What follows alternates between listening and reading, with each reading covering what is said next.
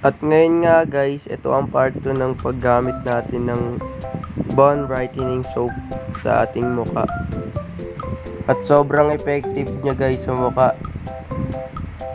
Kakagising ko lang yan guys, kaya gumawa ako ng part 2 para gamitin tong bone brightening soap. Fast forward na natin, medyo mahaba yung paghilamos ko dyan.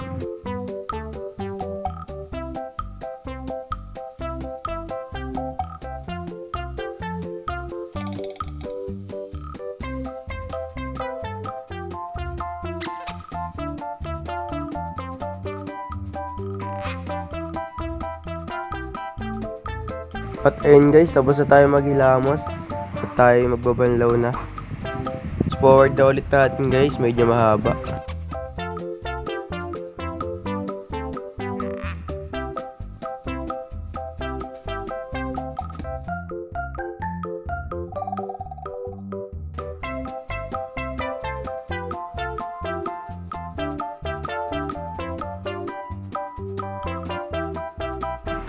At yun guys, natapos din tayo sa paghilamos.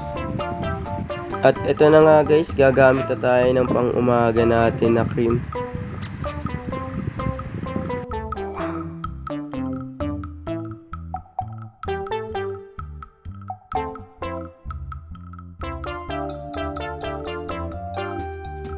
May kumapit nga pala guys na kaunting cream sa takip, kaya yun yung ginamit ko sa mukha ko muna. Sayang din kasi guys. Fast forward na natin to guys. Medyo mahaba yung paglalagay ko dyan ng cream.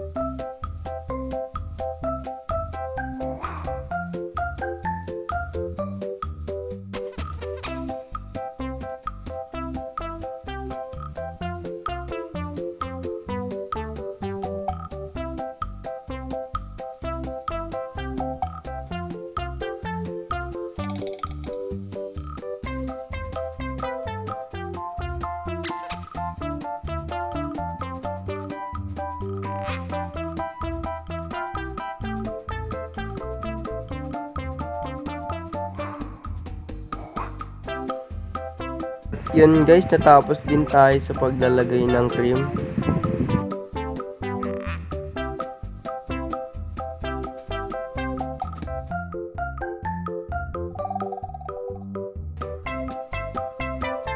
Kaya guys, nire-recommend ko sa inyo tong bone brightening soap. PM lang kayo guys kung gusto nyo umorder. Lalagay ko sa description guys yung aking FB account para dun nyo ako i-PM. At yun guys, sana nagustuhan nyo ating vlog. Paalam! Bye-bye!